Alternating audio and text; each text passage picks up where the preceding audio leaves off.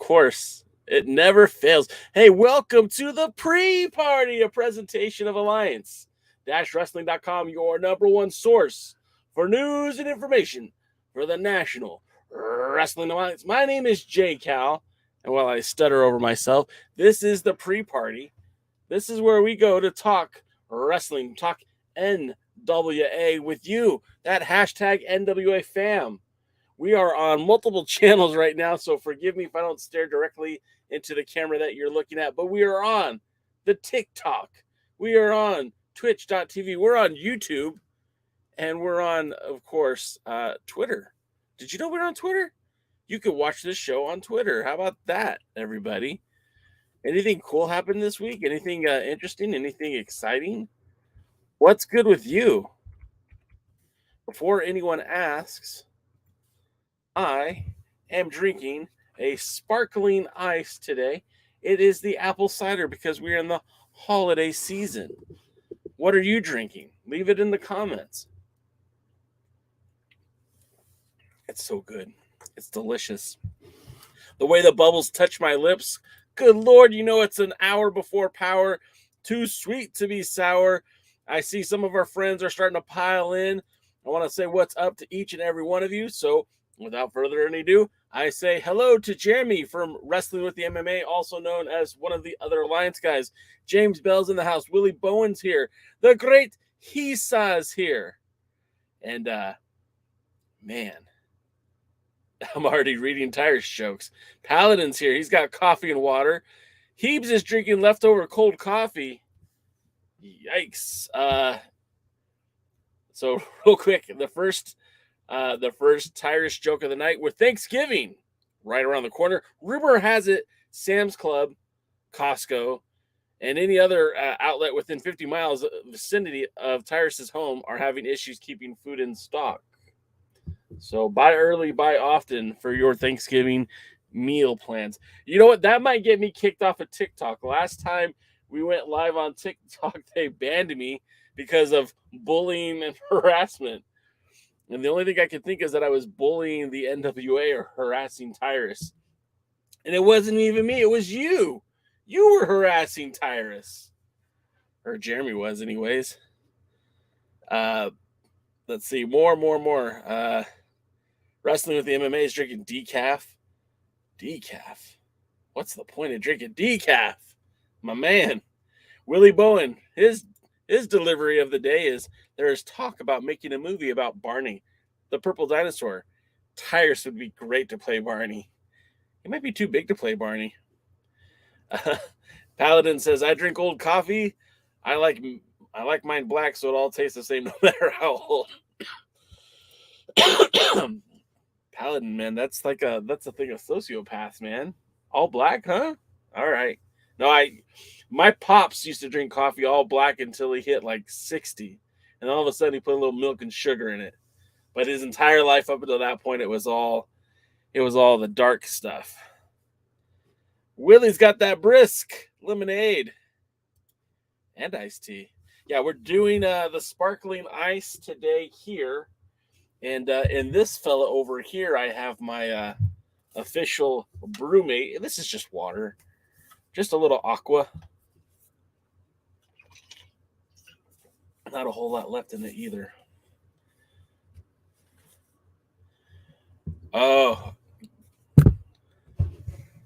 Paladin says, I didn't like coffee. I didn't like my coffee black until my mid-30s. 39 now.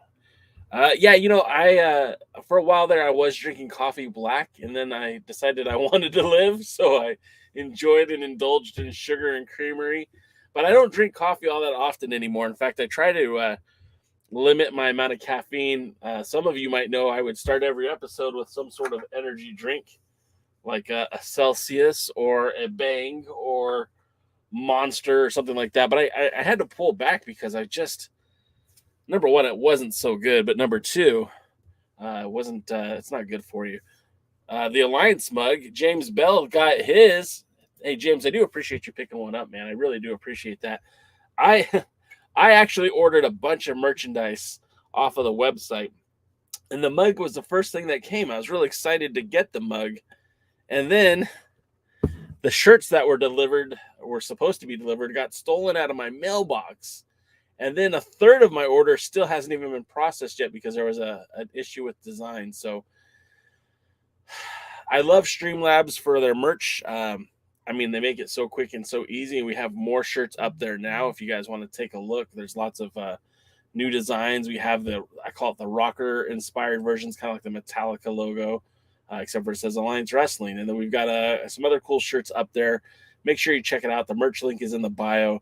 If you buy a shirt, it just helps keep this podcast going. We've been going pretty strong now. We just celebrated 15 years last week, and we'll continue to make this content because, one, what else are we going to do? Two, we love the NWA. I know it might not seem like it at times, but we really do love this brand. We want to see it succeed, and we like talking to you guys. Probably the best part of this is talking to you guys. Anyways, also, I want to give a special shout out to our pal, our friend, our co-host, Kevin Lee Frazier. You might remember him as the modern day hero, Kevin Douglas, a former NWA World Junior Heavyweight Champion. In fact, a junior heavyweight champion who never lost the title. He was stripped of it. But Kevin Frazier turns the mighty 29 today. We wish him a happy birthday. Hopefully, in the near future, he'll join us down the road for more episodes of the Alliance Guys podcast. Kevin's a great dude. He's enjoying fatherhood. He's a I don't know, good guy. Love that guy. Wish nothing but the best for him. Hopefully, he'll join us sometime, maybe in 2023.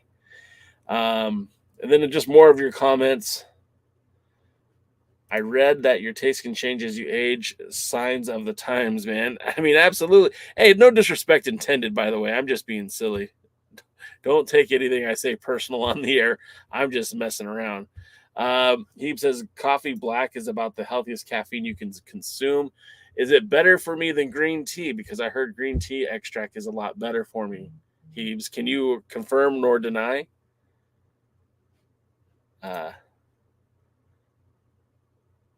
And then Paladin says, so we're having a whole conversation about coffee, which is great because I don't know how much I really want to talk about this week's episode of Power.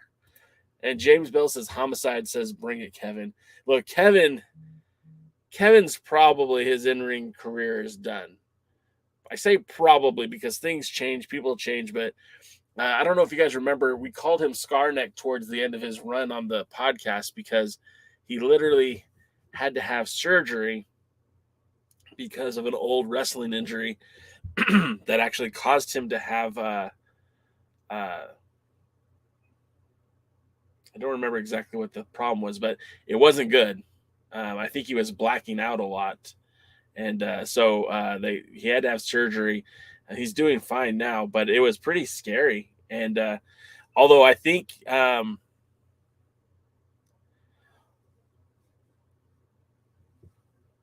sorry, guys. I'm just reading the comments. So Kevin as World Junior Heavyweight Champion, if we could just wax a little poetic for a minute. Kevin wrestled in a very interesting time for the NWA because this was prior to Bruce Tharp consolidating the National Wrestling Alliance. Up until that point, the NWA was a membership. So every promotion, every territory had a membership. And of course, there were a heck of a lot of what at the time they called associates or affiliates of each territory. And Kevin was wrestling in the NWA at a time when there were promotions all across the United States. Kevin was one of the few people, the modern day hero, to wrestle all over. And when I mean that, like he literally was wrestling all over, there was a point where he was on television in 3 different states defending the Junior Heavyweight Championship. NWA on Fire, which was taping from our friends over at NWA Dog, now just Dangerous Adrenaline Wrestling Gladiators. He was also filming matches for Mountain State down in West Virginia, had wrestled matches in Tennessee for Tony Givens, NWA Smoky Mountain, defending the title all over Texas, of course, and then was driving all the way out to California to defend the Junior Heavyweight Championship in the NWA Hollywood. And it was a very distinct time where there was several promotions that did have local TV. Of course, the biggest one being NWA Hollywood, that had the ability to broadcast not just here in Hollywood, but with channels all over the United States. So Kevin at a point in time was literally wrestling on television all over the country. And he did that trip several times between Texas and California, Texas and New Jersey, Texas and Florida, Texas and some of the other panhandle states. But he was out there defending that title, very much cut from the same cloth as someone like Scrap Iron Adam Pearce, who just went out there and took every booking he could get. And I felt like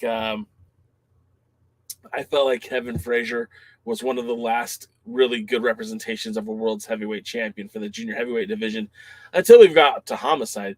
And there were a lot of other guys that carried that belt after him. Of course, Chase Owens took the title to New Japan Pro Wrestling, which was probably one of the biggest achievements that he had. Now, he still has some moderate success in New Japan, but for the most part, that's where he is now. I mean, and that's great for him. And it's success-wise, being in Japan is kind of top of the hill. Jason Kincaid had been a former junior heavyweight champion. Of course, Ricky Morton held that title for some time. It seemed like for a while there that junior heavyweight championship bounced back and forth between Kevin Owens and whoever, Kevin Owens and Jason Kincaid, Kevin Owens and Ricky Morton. And eventually the belt ended up on Jushin Thunder Liger, who held that title for a brief time in I guess like 2014, 2015, something like that. Or maybe it's even earlier. Maybe it's 2013, but it was around that time. And so the junior heavyweight championship had a lot of momentum. And then, of course, Barrett Brown being the final champion before the title was sealed until Homicide won it earlier this year at the Crockett Cup. So those junior heavyweight titles have been, we did a whole like 3 or 4 episode podcast talking just about the junior heavyweight championship during the global pandemic. You can find that on here. I believe that we called it the pound for pound, the best division around, a retrospect on the world junior heavyweight division. I highly recommend it. It was a lot of fun. And of course, that featured Kevin Frazier, so someone who was actually a world junior heavyweight champion, talking about the junior heavyweight title. And of course, we had an interview with Barrett Brown around that time as well. So a lot of good representation on the junior heavyweight division. Hope you guys will check that out if you haven't done so already. Like I said, we're live here on TikTok. We're live here on YouTube. We're live here on Twitch. Yeah, we're even live on Twitter. If you're watching on Twitter, retweet it or something. I don't know. It's funny. I don't even know if people actually watch things on Twitter, but it is an option. Yeah, I just pulled it up. Gosh, I'm handsome. All right, let's get back to it. So let's get to some of your comments. You guys are talking about some celebrities from the past. I see that tea is a great substitute for coffee, but it also has caffeine. Heeb says when you don't live in California, it is. Paladin says, the Chinese say green tea can give you more years of life. I'm in the 323, my dude. Paladin, you're SoCal? All right, man.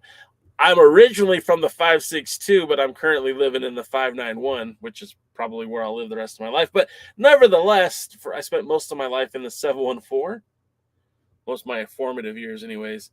The only coffee that I love is the movie starring Pam Grier. Paladin says that Pam Grier is still gorgeous. James Bell is about Pam Grier. So you're all a big fan of Pam Grier, which is great because, yeah, she is gorgeous. That I Dream of Jeannie actress is still lovely as well. I like this, man. That we could talk. We don't have to talk about wrestling, guys. We could talk about celebrities. I always loved Bewitched. What was her name? You guys, I'm sure, will figure it out before I do. Sophia Loren and Anne Margaret. Man, you guys are really pulling out some dames from the old school. Paladin. Well, if you're in a 323, I think that means you're like in LA or in the area adjacent to Los Angeles. 714 would be like Orange County, and the 951 would be the Inland Empire. That I am the reigning king of the Inland Empire because no one has wanted to be king, I guess. Heeb says he's in the 262, keeping it down in the 262. Willie Bowen said Elizabeth Montgomery. Yes. Yes, it is. Hold on just a minute. This one is important. I have to grab it.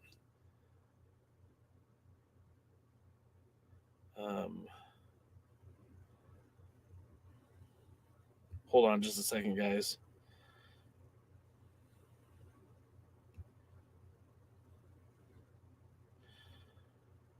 All right. Sorry about that. So sorry. Let's see.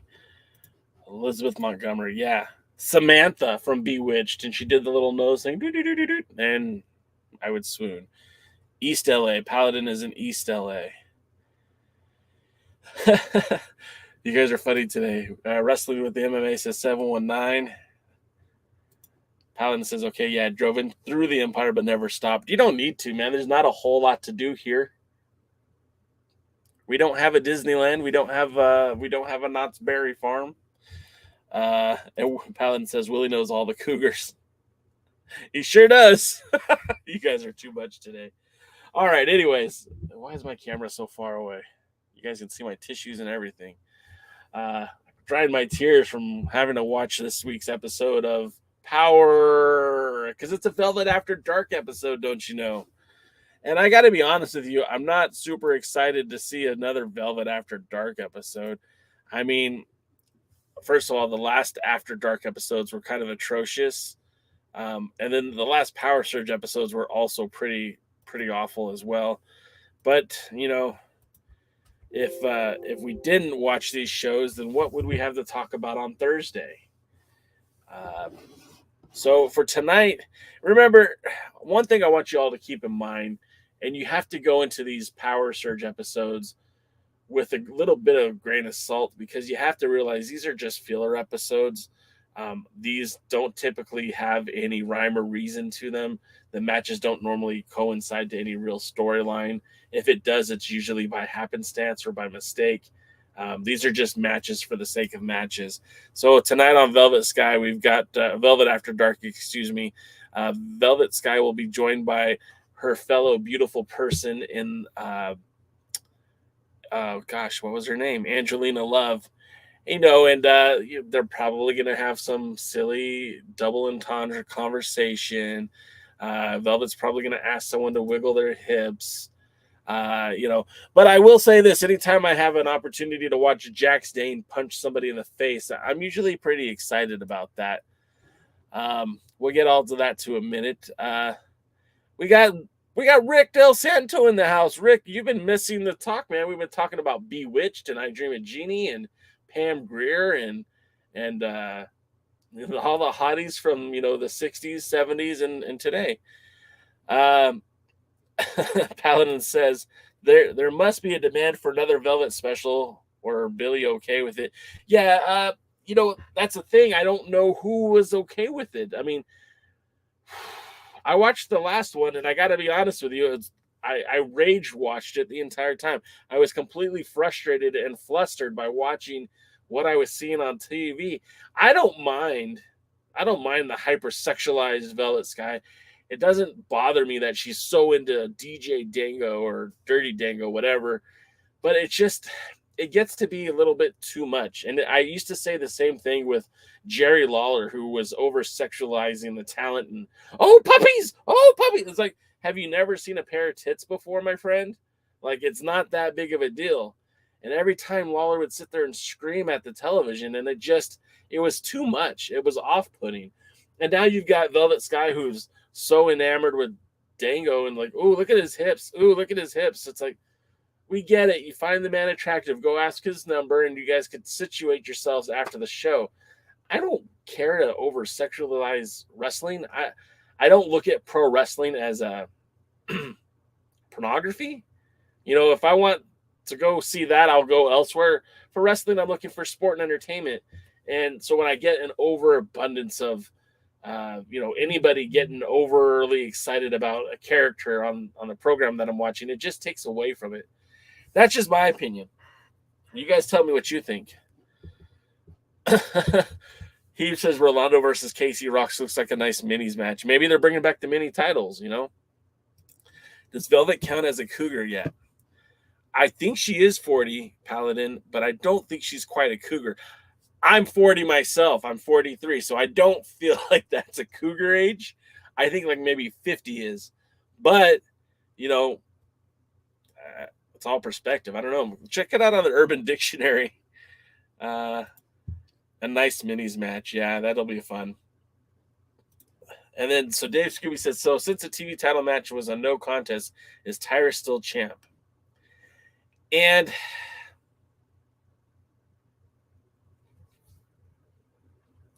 so I don't think, Scooby, that's a great question. I don't think we can say with any certainty that the TV title is still unclaimed. Let me rephrase that. The television championship was relinquished by Tyrus to have this match. So no, I don't think Tyrus still has a claim to the title because part of his part of his requirement to get this title match was to surrender the television title. So you can't be both. You can't have that title match against Trevor Murdoch and Matt Cardona and still keep the television title. I think there are ways they could have, but this was the most direct route to getting Tyrus into the title picture. Ergo, he has to forfeit the championship. So even though they haven't crowned a new champion, I don't think he is the champion. Willie Bones says, I'd rather see Velvet Sky after dark. Angelina love the trip. Trash. He was giving praise to Rick Del Santo. Dude, I checked out your interview with Sheik, Fairhat, or whatever. Fun stuff. Paladin is a fan of Angelina Love. Rick says, working too much lately, just so happen to be home and happy to tune into the pre-party. Missed watching live. Rick, man, you are such a great dude. Rick is my guy. I'm hoping that in March, I'm going to be at a Dangerous Adrenaline Wrestling Gladiators event. Not a show, but an event. And I'm hoping Rick Del Santo will come down. I would buy that dude a beer and a steak sandwich. Rick, do you drink beer? What kind of beer do you drink, Rick? You guys are okay. Willie says, I don't like flat butt women. Paladin says, love is married women. She's a married woman. She has a son. Excuse me, guys. Wrestling with MMA says, I can tell you who's okay with it. All the wrestling fans that watch with their in their hands. Whew, that took me a second to get that. I don't believe Velvet is in her 30s, Willie. I mean, someone could source me on. In fact, you know what? I'll just look right now. How old is Velvet Sky? Velvet Sky was born June 2nd, 1981, making her 41 years of age. So I guess maybe she does count as a cougar. As a cougar. All right. I feel like they said the V word. Heaves, who said the V word? How dare they? She doesn't age. She reminds me of Billy Gunn. She certainly does. I mean, look, I agree with you on that. Velvet Sky is gorgeous. Velvet Sky has not aged a day. She looks tremendous. And I remember watching her in some of those years that I actually watched Impact, and she hasn't aged a bit. Whatever she's doing, she should keep doing because she looks great. All right, Rick, I got you, man. A beer and a sandwich. It's all me. Paladin, you're straight edge. That's cool, man. That is. There's no no judgment here. I want people to live their best life, and if your best life is being straight edge, and you be straight edge, bro. No, there's no hate here from me. I drink it occasionally, and I've done some other stuff on occasion, but that's just there's no judgment from me. But I'm a California guy, so who knows? He says maybe I prefer watching Velvet After Dark over Sal as a WWE jobber. Yeah, hey, look, Sal's been in the last year. Sal's been in the NWA, AEW, and now WWE. I mean, guy's doing something right. Then Willie says, if Tyrus doesn't get the 10 pounds of gold, then he should go to the Tournament of Roses parade committee. Apply for the job as one of the floats. So much hate for Tyrus. I love it, Willie. Wrestling with MMA. Yeah, man, I do too. For a long time, I was somewhat straight edge. It wasn't because it was a choice. It's just because I just didn't have access and I didn't want access or need access, I guess. Yeah, man, I respect the hell out of it. It's certainly a lifestyle, just not one for me. And but nothing wrong with it. Rick, the closest I've ever been to Connecticut, I went to Massachusetts. I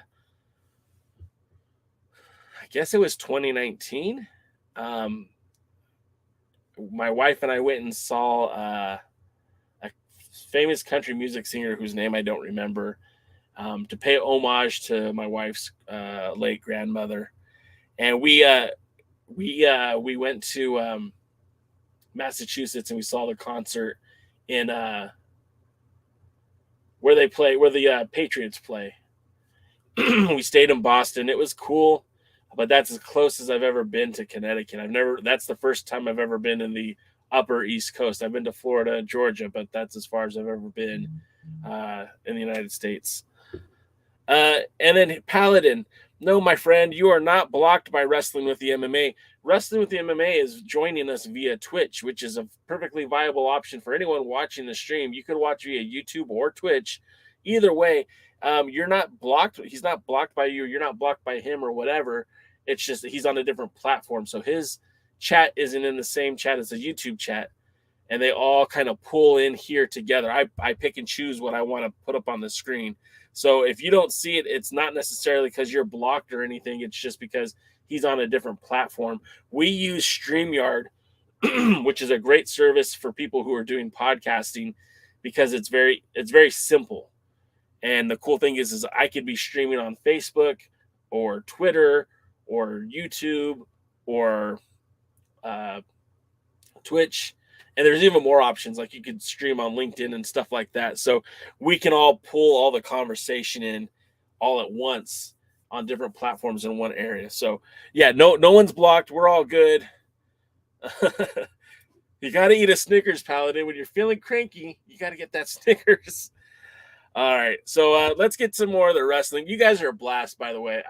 This has been a lot of fun, and I honestly was not really looking forward to doing today's show because I don't have a ton of positive to say about these Power Surge episodes. So I'm glad that we could just joke around and chit chat. That's kind of the beauty of it. We could sit back with our sparkling ice apple ciders, hoping someday that sparkling ice may sponsor this podcast.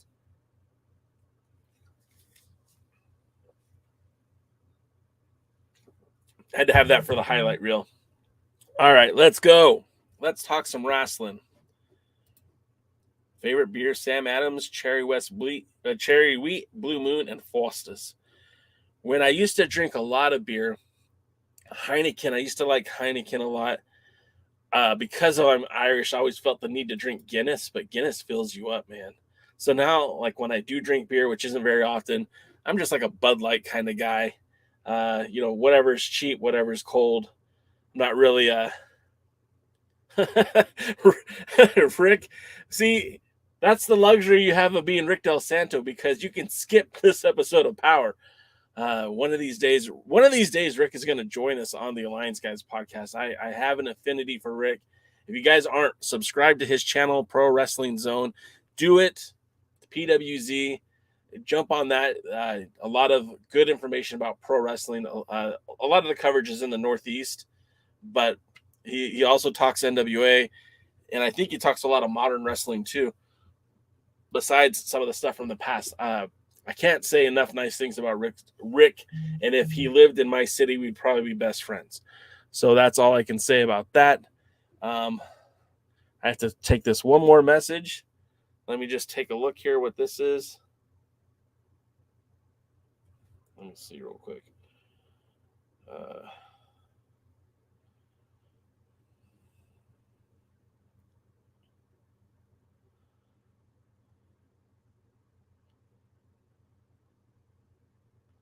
Sorry, guys. I also run a business while I'm doing this podcast, which I know makes for great podcasting. But Usually it's okay, but every now and then I have to jump on. Mickey's. Oh man, you took me back to my high school days. Paladin. Since it's a Velvet special, does she book the show? I don't think anyone but Billy really books the show. Like, and I just 100%. What I believe is the process, and this is speculation on my point, but I think I have reasons to believe that I'm right. Is that I believe the NWA is booked 100% by Billy. They set up the storylines that they wanted to do, but then at the same time, they need to have matches filmed for content, for context, so that they can keep having episodes of new TV without having to go into the can too often. Now, we've seen them go back into the can. They've used 2 Camille matches, most recently her match with, I think it was Kylan King from the pay-per-view. And then, of course, they showed the match from the 74th where she wrestled against Max the Impaler.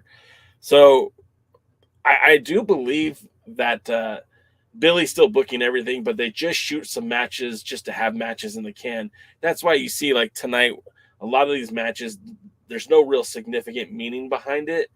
Like Sodapop, he pointed out that Sodapop was actually from the training facility that Rodney Mack and that Jazz run, the Dog Pound. So that's where he came from. So he's getting a shot tonight based kind of on the work that Rodney Mack does. And then we're seeing, Eric Jackson again. And we don't see Eric Jackson wrestle too often for the NWA. He's had a handful of matches. Most of them been squashes. But in any junior heavyweight match, he's really looked really good. So I imagine we're going to have some pretty interesting matches tonight. But again, they're all filler. This is like a filler episode. There's nothing wrong with that. It's just kind of the nature of the beast. And as we get closer to hard times, they have to stretch out every little bit of content they can to get there. And then we know even after hard times, they're only taping the premiere live event the next night. So they're going to be spreading out that Power Trip episode. And that'll probably be like 4 episodes of television too. So we'll see how that's going to all play out. But it's going to be interesting. And I see Fiona's in the house. Fiona's awesome. I got to meet Fiona when she flew in from Scotland to Nashville, and she picked up some cowgirl boots, and Fiona's great. Nothing but love for Fiona. Thanks for stopping by, Fee. Let's see, you guys. Okay. Rick says, I ended the modern wrestling talk other than NWA and old school as of this week. Tomorrow's episode is one of my favorites I've recorded in 3 years. I've been doing this. All right, man. Well, all right, guys. Everyone, you're doing me a personal favor. I owe you one. If you go watch Rick's episode tomorrow on the Pro Wrestling Zone podcast, hit that subscribe button. Go follow him. He is a great dude. Like I said, he's part of the Alliance family. I'm up for that. Heeb says, I noticed that the Northman is on Prime, so I'll probably watch that tonight instead of Power. Paladin says they don't make enough Viking movies. Willie says, who do I think is going to defeat Pretty Empowered? I wouldn't be shocked if we get an upset at the pay-per-view and see Maddie and Misa walk away with a victory. They already beat him once. Who's to say they can't do it a second time?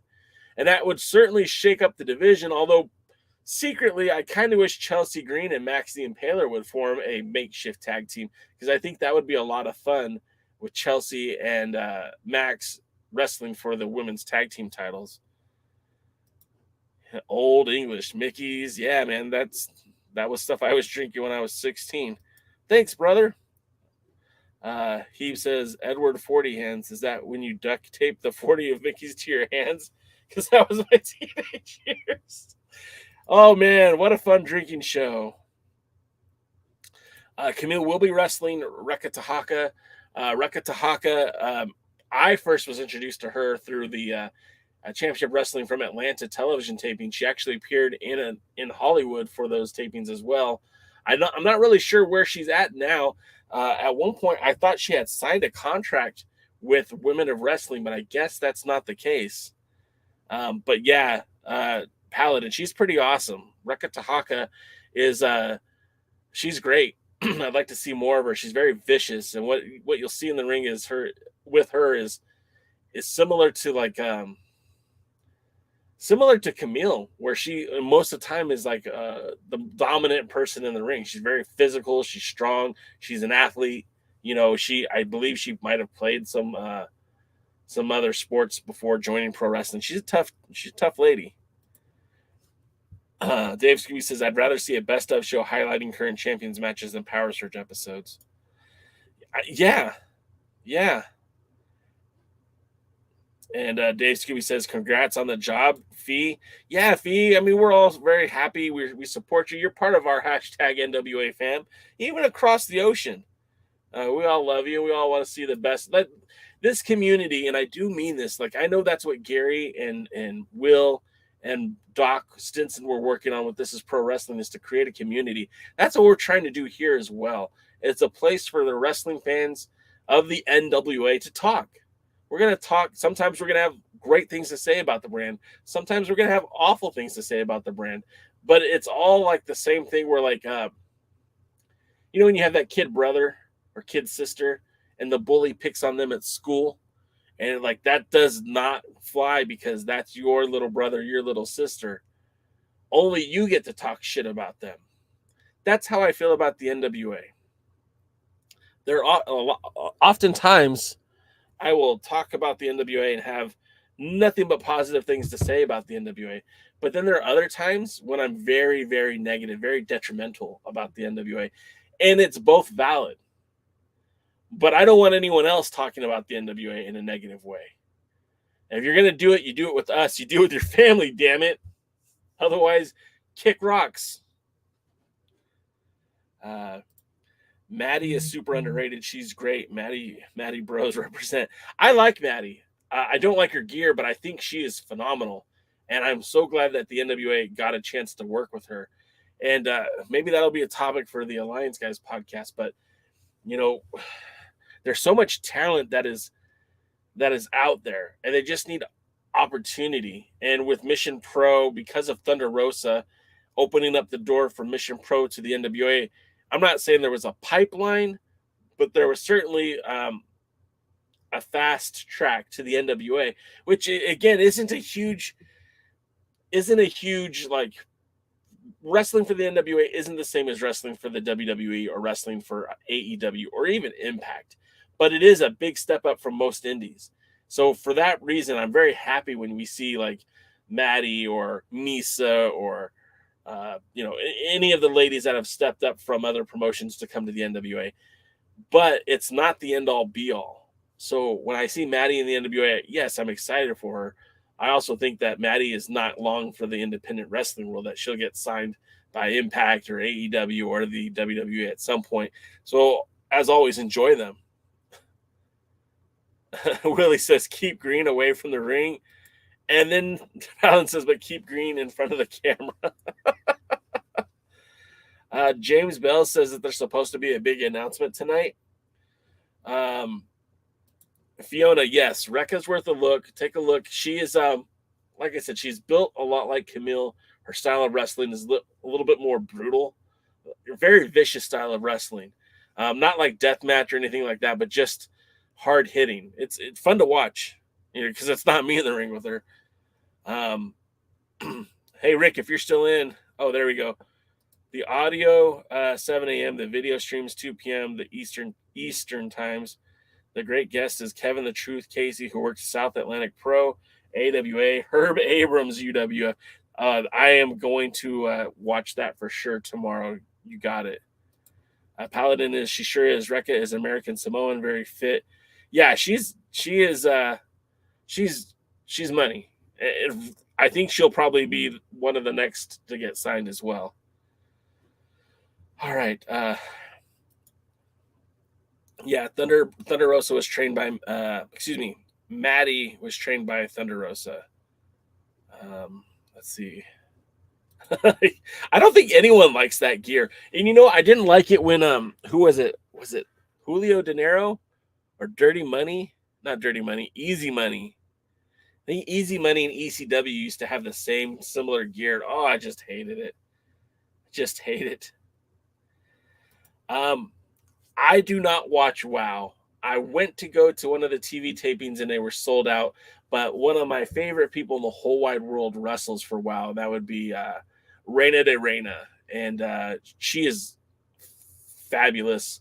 I wish her opportunities were included the NWA, because whether she wrestles as Reina de Reinas or Ruby Reyes or just Reyes, I love her as a person. She's a great wrestler, and I would like to see a lot more opportunities open up for her. They also use the Aussie. I think they just call her Princess Aussie or something like that, who had wrestled a lot for United Wrestling Network's Championship Wrestling from Hollywood. I wish I would watch WoW, but again, I don't even have cable. Everything I watch is either through streaming services or YouTube, right? So like that's really the only way I can watch wrestling. So I have seen a few matches for WoW, but I wouldn't call myself an avid viewer. I've also seen a few matches in AEW, mostly on YouTube. I watch a few matches of Impact, but again, also on YouTube. If it's not the NWA or United Wrestling Network, I only see clips and matches. And it was Easy Money. Yeah. Yeah, Paladin, I have seen some of it, but I haven't. I don't want to say that I watch it when I've only seen a match or two. You know what I mean? Like, I don't feel like that's a fair sentiment. Paladin, I see what you're writing there, and I'll say this, man. Thunder Rosa is someone who's been on this podcast, and I'm not going to pretend to say that I know her, because that would be false. But I don't believe that she has it in her to work an injury. I know that she's having a rough time right now. As someone who suffers from chronic back pain and know that some of the work that she's doing to try to get healthy, it sucks. And it's very hidden, because some days you feel fine and other days it's hard to get out of bed. And I'm not trying to make an excuse for Thunder Rosa. Like I said, she is her own person. She doesn't need me to do any talking for her. But the person that I know, to me, isn't that person that would be hiding in a locker room. Thunder Rosa, Mel Cervantes, is not somebody that would hide from controversy and is not afraid of getting physical, as we've seen it in the ring multiple times. And I don't think she's afraid of anybody in a pro wrestling ring. She has MMA experience. She's had some MMA fights. I think she'd be okay. If the shit hit the fan, I think she's gonna be fine. So I'm gonna choose to believe that she's just injured. And you're right. And I see what you said. I could be wrong. It's all rumors, but she does have heat with some of the women. She keeps sandbagging them. Have you heard her on Busted Open? She sounds like another CM Punk virus. I don't think she does herself any favors on Busted Open. I think she's addressed it once and then it should have moved on. I know she keeps going back to it, but I know it keeps getting thrown in her face too. And that's the thing. Like, if someone accused me of doing something, I would defend myself. If someone said, "Hey, Jay, why are you always talking shit about Nick Aldis?" I have talked shit about Nick Aldis, but I don't constantly do it. And I feel like she feels that she has to defend herself.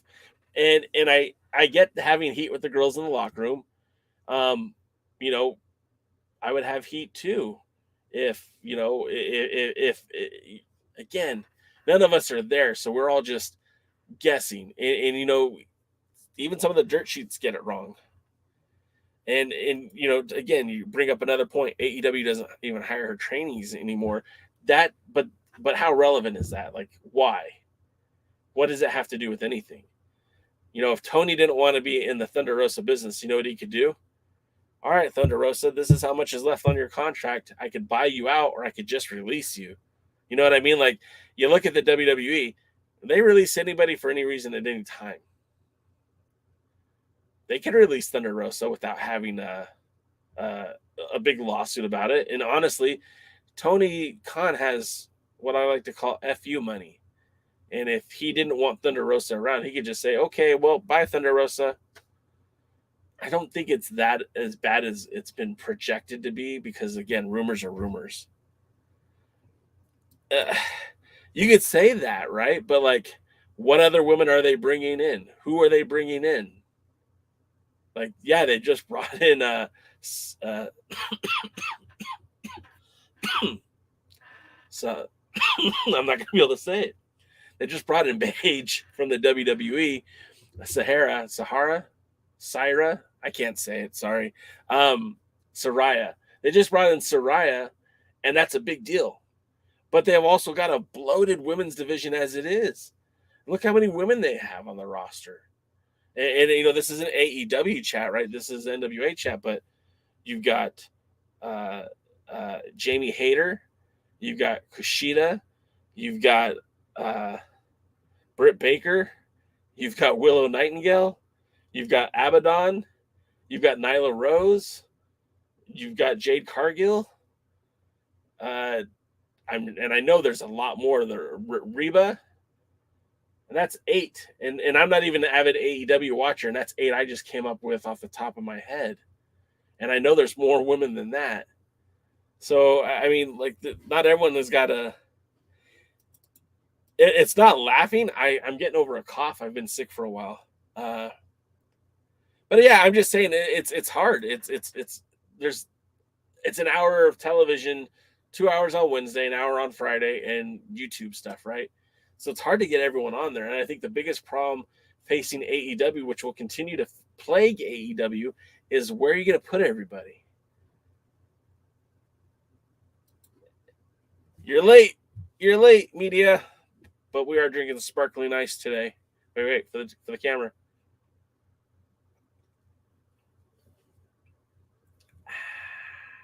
All right. Okay. So now that thank you guys, and Paladin, thank you for allowing me to talk about something other than the NWA, but we should get to it because that's kind of what we do here. Some of these matches look kind of interesting on paper.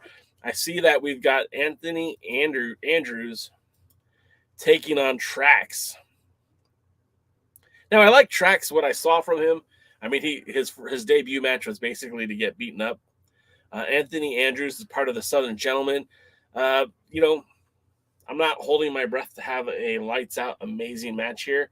I just want to see some good old-fashioned wrestling, which I think they'll deliver. But, again, I don't think you're going to get a 5-star match out of these two tonight. Next up, we've got Eric Jackson versus Sodapop Hendricks. Now, we know what Eric Jackson's all about. We've seen Eric Jackson a handful of times, twice against Jax Dane, who just... leaving him in the junior heavyweight division is a smart move. Allowing him to wrestle junior heavyweights is going to be fun. If Eric Jackson is going to be something in this business, you can't put him in the ring with guys like Jax Dane. You got to let him get accustomed to wrestling fellow junior heavyweights and get better at that. But this new kid, Sodapop Hendricks, who I believe Heaves said in the Discord channel that Sodapop Hendricks is a student of Rodney Mack and the Dog Pound Wrestling School. So at the very least, you know he's going to have some decent fundamentals. I can't wait to see what he's got. I'm looking forward to it. Paladin says the NWA does some great graphics. Yeah, Ebon's actually lives in the same city, or actually the city over. Small world, but he's an amazing dude too. People are happy for Velvet After Dark. It's most likely not for speaking. Like, I'm happy when Velvet After Dark is over because then it's over and I don't have to watch it anymore. Jamesville says, I like Traxx. Yeah, Traxx, he has a great look. What they do with them going forward, I don't know. But that's the thing. The NWA is getting to a point where they're going to have to start making some stars. right? They're going to have to start giving people opportunity to look good. Now, we had the TV title qualifier match. It should have been the finals between Jordan Clearwater and AJ Kasana, and it ended in a no contest. I think they both were counted out. I'm not sure, but it was disappointing to say the least. I don't know in what world Kazana makes sense as TV champion when you look at his tenure with the NWA, and there's a heck of a lot more losses than wins.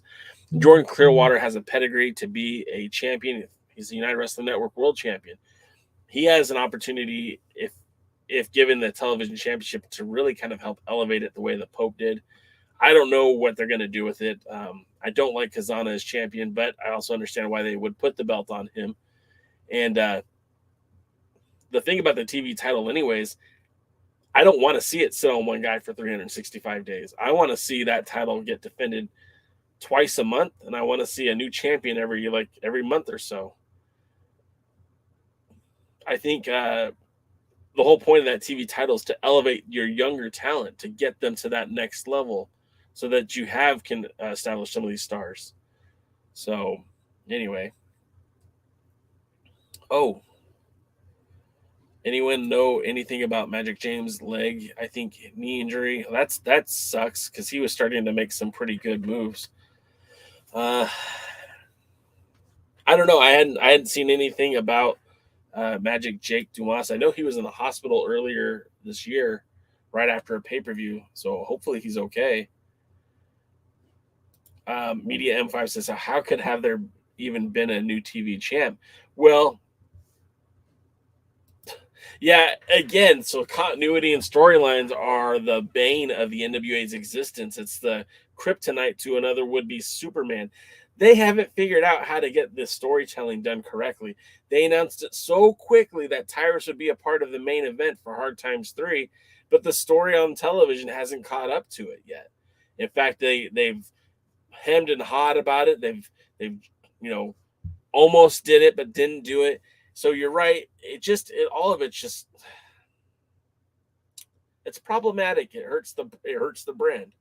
It hurts the brand when you can't tell a story in an efficient way. But that's a good point. It's a good point, media. But Tyrus unofficially has given up that title. I mean, officially he has too. That's why he's in the pay-per-view. Everything we see on Power is just behind on tapings. At least that's what I'm hoping. Because, I mean, they might come up with another way to keep the belt on Tyrus, which at this point, I mean, the dude forfeited it to get the shot. So, I don't know. It doesn't make sense to me. Yeah, Paladin. As someone who I would consider Dave Lagana a friend, if not a friend, at least a very nice person to me. I know there's other rumors and allegations out there. He was a great guy to me, always was kind to me. Dave Lagana, Dave Marquez, Billy Corgan, the trio of them, the triumvirate of front office, whatever, they did a good job of telling a story. And what I believe happened when Dave Lagana was fired and Dave Marquez was not asked to return, I think there was less people to tell Billy no. And I think with Billy not hearing the word no, Billy kind of just books how Billy wants to book, where Lagana would be like, okay, well, he would help them formulate the story. And now there isn't somebody there that has Billy's ear that way. And it's clear because you could see a change radically in how the show was booked before COVID and how it's been booked after. So yeah, I do believe that the NWA was ready to do a lot. Now, with that being said, I don't think they can't. I still think they can get there. I still think that they can take those next steps. You got some really good people associated with the brand. Pat Kenny, Kyle Davis, Joe Galley, Homicide. There's a lot of good people in this brand. But sometimes I get disappointed in the way they book things. Dave Scooby says the TV title can be held 1 to 2 seasons of TV, then switch it up. Exactly. That would be perfect. A whole season of how much time did Pope get with the title when the NWA actually came back? I think he got a season, with the title. And the title felt so much more meaningful when he was champ. And like, it almost felt like the wind was knocked out of the sails as soon as Tyrus took that belt over, and then didn't defend it for like 7 defenses in the course of a year is nothing to brag about. That's embarrassing. All right, let's get back to some more matches because we ran out of time. We're up against it. But yeah, so then we've got Rolando Freeman versus KC Roxx. I know it sounds silly, but this might be the first test we get for Rolando Freeman because everything else so far has been kind of a joke. Now, I'm not going to say KC Roxx is like the measuring stick of what is good in the NWA. However, he's had some decent outings as of late. The tag team match that he and Rodney Mack had a few weeks ago, I mean, it wasn't great, but he didn't look half bad. Rolando has had some interesting matches with Matt Cardona. This will be his first time in the ring when it's not presented as an actual joke. So I don't know. I'm excited to see what Rolando can do. I'm hoping for a KC Roxx victory, but we'll see. And then, of course, in the main event, you've got hot off his WWE appearance on Monday Night Raw, Jax Dane.